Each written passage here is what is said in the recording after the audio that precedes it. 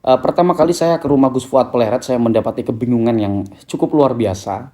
Nulis belum tentu ada yang Iya. baca juga nggak apa-apa. Penyair Cina klasik itu ditulis di selembar daun kemudian di kayak anu tuh Ben Kelly neng itu Iya, nggak apa-apa, dan itu yang membentuk Cina hari ini kan. iya betul kayak.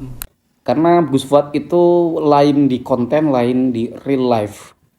Sebelum saya sampai menceritakan tentang bagaimana kebingungan saya terhadap Gus Fuad, ingin terlebih dahulu saya mula-mula ketemu dengan Gus Fuad itu gara-gara saya mengkritik beliau tentang tulisan Habib dan pemulung dilarang masuk di pagar rumah beliau. Ya. Itu pernah saya kritik karena itu ada semacam apa ya, nggak etis aja saya lihat ya, kok Habib dan pemulung itu, apalagi di situ pemulung.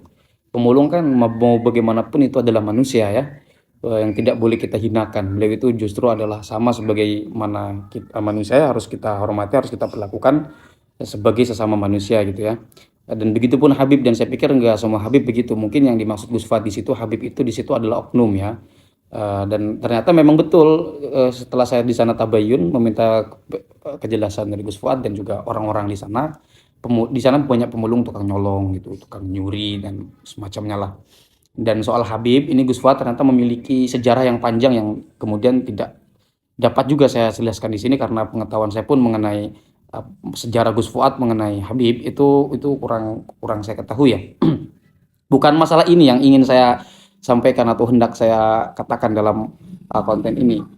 Soal apakah Habib itu semuanya begitu, saya pikir tidak ya. Kendati pun saya mengkritik oknum-oknum Mbak Alwi, soal ceramahnya yang tidak saya sepakati, itu pun tidak dalam rangka menyalahkan, tapi saya mempertimbangkan, mempertanyakan. Saya misalnya mengatakan tidak tepat, ya tentu saya bandingkan dengan perspektif lain begitu ya.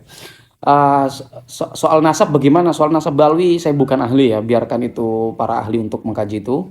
Saya hanya pelajar dan penikmat, saya mengkaji misalnya kajian dari Ki Haji Maiduddin Ismail Bantani, kemudian dari DNA ada Dr. Sugeng, yang baru-baru kemarin juga ada yang katanya dari pihak kontra itu Gus Rumel katanya kan, walaupun Gus Rumel ini kurang mumpuni lah saya pikir untuk DNA. Kalau untuk soal apa namanya penelusuran beliau mengenai isnad atau isnad hadis Ubaidillah itu ya silakan mau gitu bagus, kalaupun itu asli ya harus ditunjukkan. Saya pikir ini jurus akan sangat menarik, dan soal kajian nasab ini saya pikir harus dipisahkan dari bagaimana perilaku yang berkaitan dengan fenomenologi. Fenomenologi itu kan soal fenomena, soal bagaimana sebuah perilaku di tengah publik, dan itu meliputi ajaran dan semacamnya. Itu sepakat atau tidak sepakat, kita layangkan kritik, mau itu orang berketurunan atau bukan dalam tanda petik ya. Nah, soal kajian nasab itu lain lagi. Itu silahkan teman-teman simak ya Haji Maiduddin Ismail Bantani, Gus Aziz, atau misalnya Gus Rumel, atau siapalah. Itu banyak juga kan, misalnya Gus Zaini atau siapalah. Nah, sekarang kita bicara Gus Fuad Pleret ya. Saya meminta maaf di sana kemudian. Kenapa? Karena kebetulan saya waktu itu di Jogja. Sekaligus saya minta maaf dan bertabayun ingin tahu ya, karena beliau juga welcome orangnya.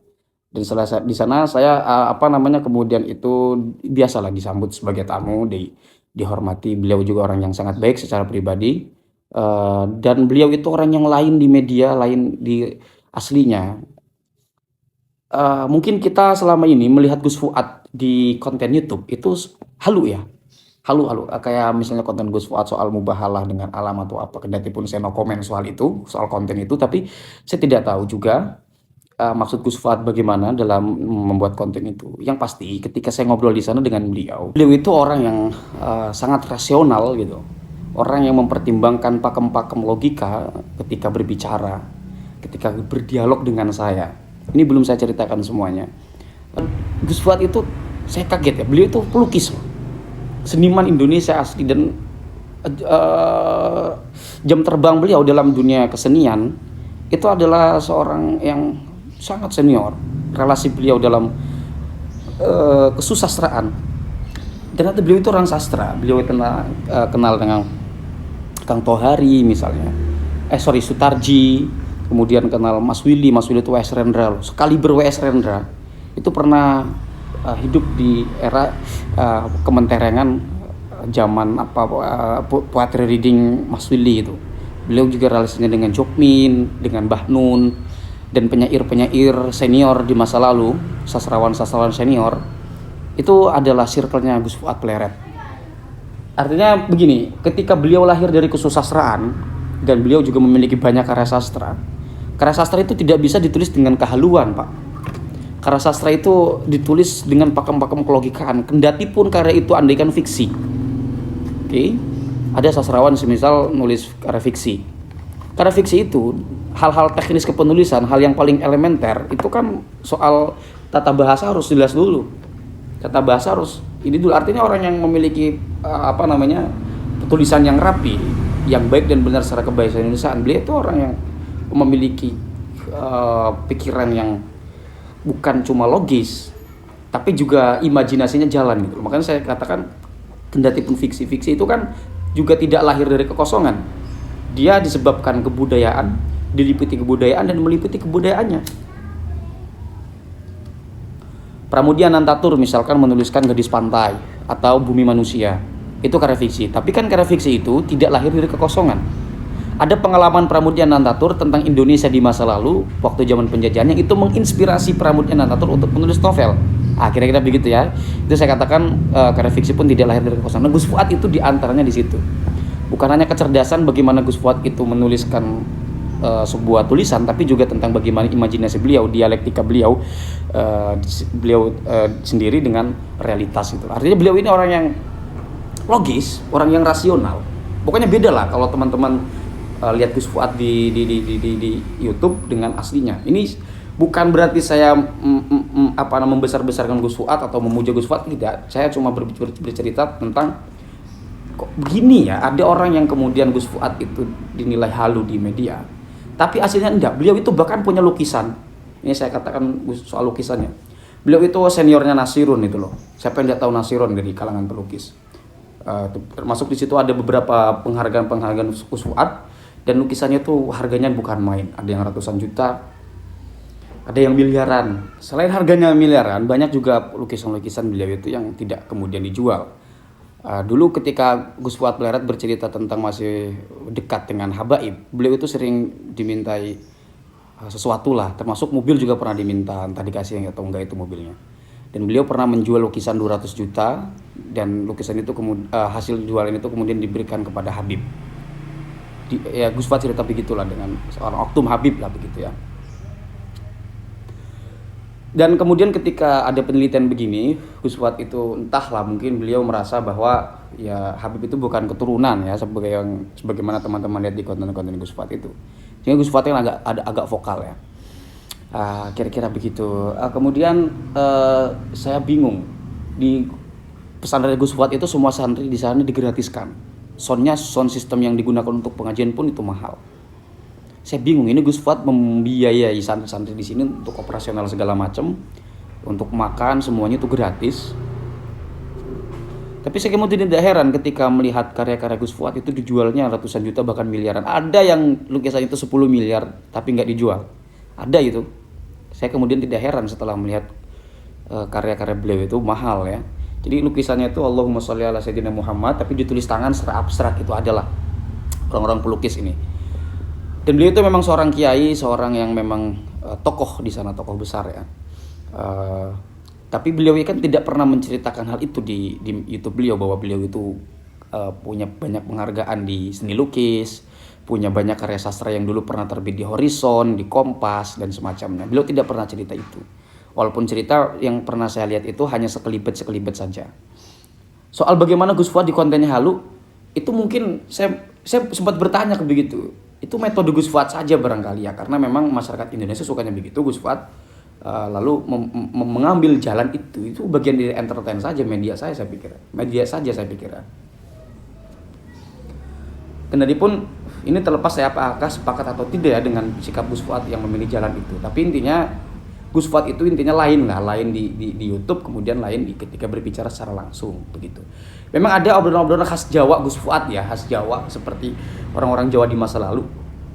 Misalnya ungkapan orang tua itu dianggap ngeramat gitu apa ya.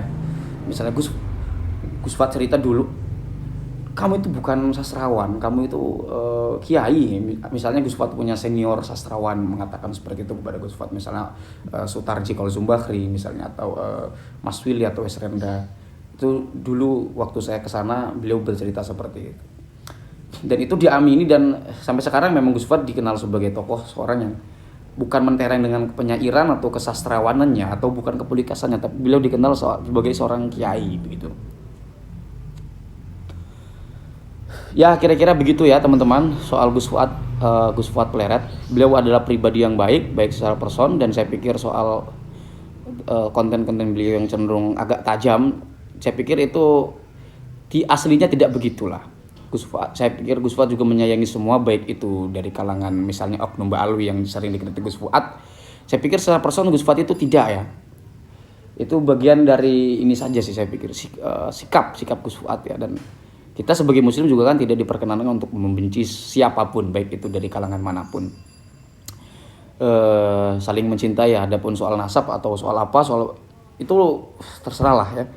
Yang penting kita sama-sama sepakat ketika ada ceramah yang datang dari manapun, bukan hanya dari oknum Ba'alwi, yang bahkan dari oknum manapun, oknum Gus, oknum Kiai, oknum Ustadz atau siapa, ketika dia melenceng, maka disinilah kita sebagai orang yang terpelajar, orang yang mengetahui paling tidak menyampaikan, terlepas dari kritik kita ini salah atau benar, paling tidak kita bisa kemudian untuk memberikan argumentasi dan terjadi dialek di sana.